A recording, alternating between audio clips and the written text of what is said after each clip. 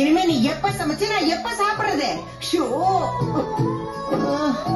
நீங்க ரெண்டு பேரும் வெளியில போய் கடையில நல்லா கொட்டிட்டு வந்துட்டீங்க. நாங்க இங்க பட்டினி கிடக்கு. இன்னைக்கு என்ன நடக்குதுன்னா, நேத்தோட கண்டினியூஷன்ல மனோஜ் வந்து ரோஹிணி கிட்ட சிட்டி கிட்ட கடன் வாங்கினியா அப்படின்னு கேட்டு இருந்தாருல, அதுதான். சாரி ஃப்ரெண்ட்ஸ், கொஞ்சம் உடம்பு சரியில்லாதனால வாய்ஸ் கொஞ்சம் டல்லா இருக்கு. இந்த வீடியோ மட்டும் கொஞ்சம் அட்ஜஸ்ட் பண்ணிக்கவும். இப்ப வாங்க வீடியோக்குள்ள போலாம். மனோஜ் கேட்டது ரோஹிணி உனக்கு எப்படி தெரியும் அப்படின்னு ஷாக்கா கேட்டுட்டாங்க. அதுவும் அந்த முத்து தான் சொன்னான், அவன் மச்சாதான் அந்த சிட்டியோட ஃப்ரெண்ட் ஆச்சு அப்படின்னு மனோஜ் சொன்னது. ரோஹிணி வந்து ச்சே, இதை நாம யோசிக்காம போயிட்டோமே அப்படின்னு மைண்ட் வாய்ஸ்ல திங்க் பண்ணிக்கிறாங்க. மனோஜ் வந்து இப்போ என்ன வாங்கினியா இல்லையா, அவனே சரியான ரவுடி, அவன் கிட்ட ஏன் போய் வாங்கின, அவன் கிட்ட வாங்கினது என்கிட்ட ஏன் சொல்லல அப்படின்னு கேக்குறாரு. அதுக்கு ரோஹிணி சொல்றாங்க, அவன் கிட்ட கடன் வாங்கினதெல்லாம் உண்மைதான், அதுக்காக அவன் ரவுடி எல்லாம் கிடையாது, அவன் ரவுடித்தனம் பண்றத நீ பாத்தியா, அப்படி பார்த்தா இந்த வீட்டுல எல்லார் கூடயும் சண்டை போடுறது உன் தம்பி முத்து தான், அவன் தான் ரவுடி, முத்துக்கும் சிட்டிக்கும் ஆல்ரெடி ப்ராப்ளம் இருக்கு, அதை வச்சுதான் முத்து தப்பா சொல்றான், அதை கேட்டுட்டு நீயும் வந்து பேசுற, அந்த மீனா தான் ஏதாவது சொல்லி கொடுத்துருப்பா, அதுதான் அவன் வந்து உன்கிட்ட சொல்லியிருக்கான், நமக்குள்ள சண்டை வரணும் தான் இதெல்லாம் பண்றாங்க.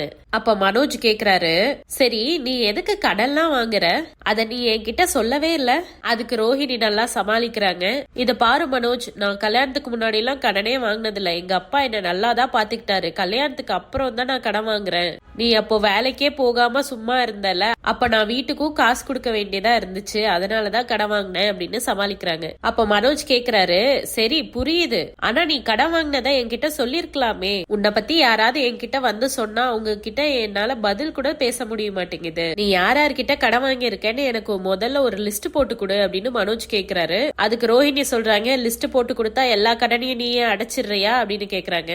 அப்ப மனோஜ் நல்லா முழிக்கிறாரு. அப்ப ரோஹிணி திருப்பி சொல்றாங்க, நான் நமக்காக தான் கடன் வாங்கியிருக்கேன், ஆனா நீ அடுத்தவன் பேச்ச கேட்டுட்டு என்னையே கேள்வி கேக்குற, அதானே உனக்கு எங்க சொந்தமா யோசிக்க தெரிஞ்சிருக்கு அப்படின்னு திட்டிடுறாங்க. அங்க இருந்து கட் பண்ணி அப்படியே மீனாவையும் முத்துவையும் காட்டுறாங்க. மீனா வந்து முத்துக்காக பால் எடுத்துட்டு வராங்க. பார்லர் அம்மா கிட்ட கேட்டியா அப்படின்னு கேக்குறாரு முத்து. ஆமாங்க, நீங்க சொன்ன மாதிரியே சிட்டி பத்தி எல்லாமே கேட்டேன், முதல்ல சிட்டி கிட்ட கடன் வாங்கினியான்னு மட்டும் தான் கேட்டேன், அதுக்கு உங்களுக்கு எப்படி தெரியும் அப்படின்னு கேட்டாங்க. அதுக்கு முத்து சொல்றாரு, அப்ப கடன் வாங்கினது உண்மைதான், சத்யா சொன்னது கரெக்டா தான் இருந்திருக்கு, சரி சிட்டி தான் சத்யாவோட வீடியோவை ரிலீஸ் பண்ணான்னு சொன்னியா அப்படின்னு கேக்குறாரு. அதுக்கு மீனா சொல்றாங்க, சிட்டி கிட்ட கடன் வாங்கினியான்னு கேக்குறப்போ கூட லேசாதான் முழிச்சாங்க, ஆனா இந்த வீடியோவை பத்தி பேசினதும் உறைஞ்சி போய் நின்னுட்டாங்க, ஏன் இப்படி இருக்கீங்கன்னு கேட்டா புழுக்கமா இருக்கு அப்படின்னு சொன்னாங்க.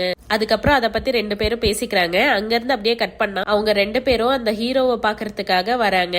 அன்னைக்கு நாள் பூவையும் எடுத்துட்டு வந்து குடுக்கறாங்க. அதுக்கப்புறம் முத்து வந்து அந்த ஹீரோக்கு பெரிய ஃபேன் அப்படின்னு சொல்லி செல்ஃபி எல்லாம் எடுத்துக்கிறாரு.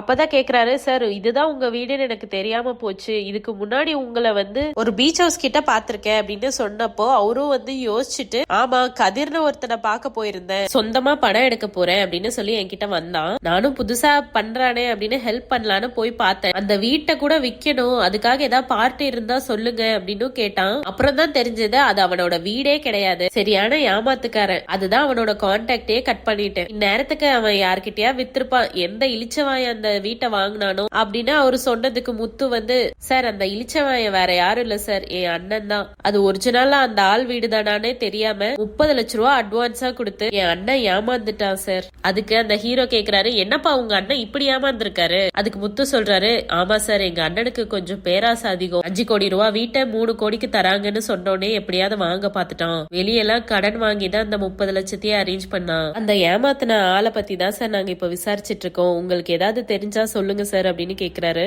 அதுக்கு அந்த ஹீரோ சொல்றாரு, பெருசா அவனை பத்தி எதுவும் தெரியலப்பா, ஆனா ஒரு நாள் அவன் பேசிட்டு இருக்கும் போது அவனோட ஊரு வந்து ஏற்காடுன்னு சொல்லியிருந்தான், அது மட்டும் தான் எனக்கு தெரியும், மத்தபடி எனக்கு அவனை பத்தி எதுவுமே தெரியாது, வேற ஏதாவது தெரிஞ்சா நான் சொல்றேன் அப்படின்னு சொல்லிடுறாரு.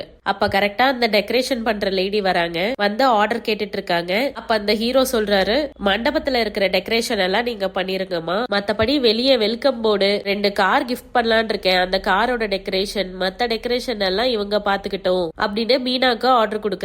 ஆர்டர் 2ஆ பிரிச்சு கொடுக்கறதுனால அந்த லேடி வந்து சண்டை போடுறாங்க, எல்லாமே எனக்கே கொடுங்க அப்படின்னு கேக்குறாங்க. கடைசியா அந்த ஹீரோ சொல்றாரு, உங்களால முடிஞ்சா பண்ணுங்க அப்படின்னு சொல்றாரு. அப்போ அந்த லேடி வந்து சரிங்க சார் பண்றேன் அப்படின்னு ஒத்துக்கிறாங்க. அப்புறம் அந்த லேடி கிளம்பி போனதும் முத்துக்கிட்டயும் மீனா கிட்டயும் பேசுறாரு, பாதி ஆர்டர் கூட மத்தவங்களுக்கு கொடுக்க கூடாதுன்னு நினைக்கிறாங்க, மனுஷங்க ஏன் தான் இப்படி சுயநலமா இருக்காங்களோ அப்படின்னு சொல்றாரு. அதுக்கு முத்து சொல்றாரு, என்ன சார் பண்றது, குடும்பத்துக்குள்ளேயே 1008 பிரச்சனை இருக்கு, வெளியே தொழில இருக்காமையா இருக்கும் அப்படின்னு சொல்றாரு. மீனா சொல்றாங்க, ரொம்ப நன்றி சார், எனக்கு ஆர்டர் கொடுத்ததுக்கு அப்படின்னு சொல்றாங்க. அப்ப அந்த ஹீரோ சொல்றாரு, மண்டபத்துல கூட எல்லாத்தையும் ஒரே ஆளுக்கு தான் கொடுக்கறதா சொன்னாங்க, ஆனா நீங்க பாவம் 30 லட்சம் ரூபாய தொலைச்சிட்டு நிக்கிறீங்க, அதனாலதான் உங்களுக்கு பாதி கொடுத்தேன். அப்ப முத்து சொல்றாரு, சார் ரொம்ப நல்ல மனசு சார், உங்களுக்கு உங்களை மாதிரி ஆளுங்களை பாக்குறதா இப்பெல்லாம் கஷ்டமா இருக்கு அப்படின்னு சொல்றாங்க. அப்புறம் அங்க இருந்து கிளம்பிடுறாங்க. கிளம்பி வெளியே வந்தா அந்த லேடி வந்து மீனா கிட்ட சண்டைக்கு வராங்க. எப்படியாவது பாதி ஆர்டரை வாங்கிட்டல அப்படின்னு. அப்போ மீனா சொல்றாங்க, நீங்களும் ஆர்டர் கேக்குறீங்க, நானும் ஆர்டர் கேக்குறேன், யாருக்கு தராங்களோ பண்ணலாம் அப்படின்னு சொல்றாங்க. அங்க இருந்து அப்படியே கட் பண்ணா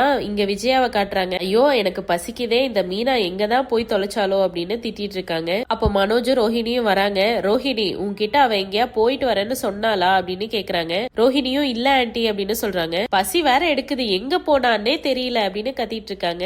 அப்ப அண்ணாமலை வராரு. எதுக்கு இப்போ கத்திட்டு இருக்க அப்படின்னு கேக்குறாரு. அதுக்கு விஜயா சொல்றாங்க, நீங்க தேடி பிடிச்சி ஒருத்தி வீட்டுக்கு கூட்டிட்டு வந்தீங்கல்ல, அவளால என் உயிரே போயிரும் போல இருக்கு. அப்ப அண்ணாமலை கேக்குறாரு, எதுக்கு இப்படி எல்லாம் பேசிட்டு இருக்க? அதுக்கு விஜயா சொல்றாங்க, அவ பாட்டுக்கு எங்கேயோ கிளம்பி போயிட்டா, இப்ப எனக்கு பசிக்குது. அதுக்கு அண்ணாமலை கேக்குறாரு, ஏன் சமைக்கிறதுக்காக மட்டும் தான் அவ இந்த வீட்டுல இருக்காளா? அப்ப ரோஹிணி கேக்குறாங்க, ஆன்ட்டி நான் வேணா ஏதாவது உங்களுக்கு சமைச்சு தரவா அப்படின்னு கேக்குறாங்க. கேட்ட செகண்ட் விஜயாவும் மனோஜும் ஐயோ வேண்டாம் வேண்டாம் அப்படின்னு சொல்றாங்க. அப்புறம் ரோஹிணி வந்து மனோஜ் பார்த்து முறைக்கிறாங்க. அப்ப அண்ணாமலை கேக்குறாரு, விஜயா பசிக்குதுன்னு சொல்ற, அவ சமைக்கிறேன்னு சொல்றா, ஏன் வேண்டாங்கிற அப்படின்னு கேட்டதும் விஜயா கேக்குறாங்க, நீங்க ரோஹிணி சமைச்சது சாப்பிட்டிருக்கீங்களா? அப்ப அண்ணாமலை இல்ல அப்படின்னு சொல்றாரு. அதுக்கு விஜயா, அதான் இப்படி சொல்றீங்க, மீனாவே வரட்டும். அப்ப மனோஜ் வந்து ரோஹிணிய தனியா கூப்பிடுறாரு. நேத்தியே நீ சரியா சமைக்கலன்னு எனக்கு தெரியும், நல்லா சமைச்சுட்டா அம்மா உன்னையே சமைக்க சொல்லிருவாங்க, அதனாலதான் நீ சமைக்க தெரியாத மாதிரி சமைச்ச, எல்லாம் உன் பிளான் தானே அப்படின்னு கேக்குறாரு. அதுக்கு ரோஹிணி ஆமா ஆமா அப்படின்னு சொல்றாங்க. அப்ப முத்துவும் மீனாவும் வராங்க. விஜயா மீனாவை திட்டுறாங்க, ஏய் எங்க போய் ஊர் சுத்திட்டு வர, பூ குடுக்க தான் அத்தை போயிட்டு வரேன் அப்படின்னு சொல்றாங்க. அதுக்கு இது ஒரு காரணமா சொல்லு, இங்க நான் பசியில உட்கார்ந்துருக்கேன், நீ பாட்டுக்கு போயிட்ட, இனிமே நீ எப்ப சமைச்சு நான் எப்ப சாப்பிடுறது? நீங்க 2 பேரும் கடையில போய் நல்லா கொட்டிக்கிட்டு வந்துட்டீங்க, நாங்க இங்க பட்டினி கிடக்கணுமா? அப்ப மீனா முறைக்கிறாங்க. விஜயா வந்து, ஏய் என்னடி பாக்குற, இப்பெல்லாம் வீட்டுல சமைக்கணும்னே உனக்கு தோன்றது இல்ல, என்ன இன்னைக்கு கடையில கூட வாங்கிட்டு வரலையா அப்படின்னு கேக்குறாங்க. சும்மா இல்லாம இந்த மனோஜ் வேற, அதானே அப்ப நாங்கெல்லாம் பட்டினி கிடக்கணுமா, என்ன நினைச்சிட்டு இருக்க அப்படின்னு மீனாவை கேக்குறாங்க. அப்ப முத்து வந்து ஏய் அப்படின்னு மிரட்டுறாரு மனோஜ. மீனா வந்து முத்த கூட்டிட்டு என் கூட ஒரு நிமிஷம் வாங்க அப்படின்னு கூட்டிட்டு போறாங்க கிச்சனுக்கு. பார்த்தா கிச்சன்ல எல்லாத்தையும் சமைச்சு வச்சுட்டு தான் போயிருக்காங்க. எடுத்து டைனிங் டேபிள்ல வைக்கிறாங்க. அப்ப மீனா வந்து விஜயா கிட்ட சொல்றாங்க, எனக்கு வேலை இருக்குன்றதுனால காலையிலேயே சமைச்சு வச்சுட்டு தான் அத்தை போனேன் அப்படின்னு சொல்றாங்க. அப்போ முத்துவும் மீனாக்கு சப்போர்ட் பண்றாரு. அண்ணாமலை சொல்றாரு, இதுக்குதான் அவசரப்பட்டு எந்த வார்த்தையும் விடாதேன்னு உன்கிட்ட நான் சொல்றேன், கிச்சன்ல போய் பாத்தியா, பாத்திருந்தா தானே சமைச்சிருக்காளா இல்லையான்னு தெரியும், சாப்பாடு உன்னை தேடி வருமா? அப்ப முத்து சொல்றாரு, அப்பா அம்மாவுக்கு மீனாவை திட்டணும், அவ்வளவுதான், இன்னைக்கு திட்டாங்க, கோட்டா முடிஞ்சு, இதுக்கு மேல திட்டக்கூடாதுன்னு சொல்லுப்பா. அதுவும் இல்லாம மீனா ஒன்னும் ஊர் சுத்தலாம் போல, அந்த 2 அறிவு ஜீவிங்க ஒருத்தண்ட பணத்தை கொடுத்து ஏமாந்தாங்கல்ல, அந்த ஆளை பத்தி விசாரிக்கதான்ப்பா சில இடத்துக்கு போயிட்டு வரும். அண்ணாமலை கேக்குறாரு, ஏதாவது தெரிஞ்சதா? அதுக்கு முத்து சொல்றாரு, அந்த ஓடி போன ஃப்ராட் இருக்கான்ல, அவன் அந்த வீட்டுல இருந்தப்போ ஒரு டிவி நடிகை அந்த வீட்டுக்கு வருவாராம், அவரை போய் பார்த்து விசாரிச்சோம், அந்த ஃப்ராடோட சொந்த ஊரு ஏற்கானா அப்படின்னு முத்து சொல்லிட்டு இருக்கும் போதே மனோஜ் வந்து, அப்ப அவன் ஏற்காடுல தான் இருக்கானா அப்படின்னு கேட்டதுக்கு முத்து சொல்றாரு, அதெல்லாம் தெரியல, ஊரு மட்டும் தான் தெரியும், இப்ப நமக்கு அவன் போட்டோ ஒண்ணு கிடைக்கணும், அது கிடைச்சா நெட்ல தட்டி விட்டா போதும், யாராவது ஒருத்தவங்க பாக்குறவங்க சொல்லிருவாங்க, ஆனா அந்த போட்டோக்கு எங்க போறதுதான் தெரியல அப்படின்னு சொல்லிட்டு இருக்காரு. அப்ப விஜயா கேக்குறாங்க, மனோஜ் நீ அவன் கூட சேர்ந்து ஏதாவது போட்டோ எடுத்தியா அப்படின்னு கேட்டதுக்கு மனோஜ் சொல்றாரு, இல்லம்மா அப்படின்னு சொல்றாரு. அப்ப முத்து சொல்றாரு, அவன் எடுக்க விட்டுருக்க மாட்டான், அவன் தான் ஃப்ராட் ஆச்சு, போட்டோ இருந்திருந்தா ஈஸியா இருந்திருக்கும் அப்படின்னு யோசிச்சுட்டு இருக்காங்க. அப்ப மீனா தான் ஐடியா சொல்றாங்க, அவங்க கோயில்ல வச்சுதாங்க அட்வான்ஸ் வாங்கினாங்க, அப்ப கோயில்ல சிசிடிவி கேமரா இருந்திருக்கும்ல அப்படின்னு சொல்றாங்க. அதுக்கு முத்து வந்து, ஆமா இல்ல இருந்திருக்கும்ல, சூப்பர் மீனா, செம்ம ஐடியா. அப்புறம் அவங்க அப்பா கிட்ட, பாத்தியா சிஐடி எப்படி யோசிக்கிறான்னு அப்படின்னு சொல்றாரு முத்து. அப்போ மீனா சொல்றாங்க, நான் கோயில்ல கேட்டு பாக்குறேங்க, நான் கேட்டா குடுப்பாங்க அப்படின்னு சொல்றாங்க. அப்ப ரோஹிணி யோசிச்சுட்டு, மீனா அதெல்லாம் வேண்டாம் அப்படின்னு சொல்றாங்க. அதோட இங்க எபிசோட நிறுத்துறாங்க. ஆலையில காட்டுறாங்க. பார்த்தா ரோஹிணி வித்யா வந்து சிட்டி வந்து பாக்குறாங்க.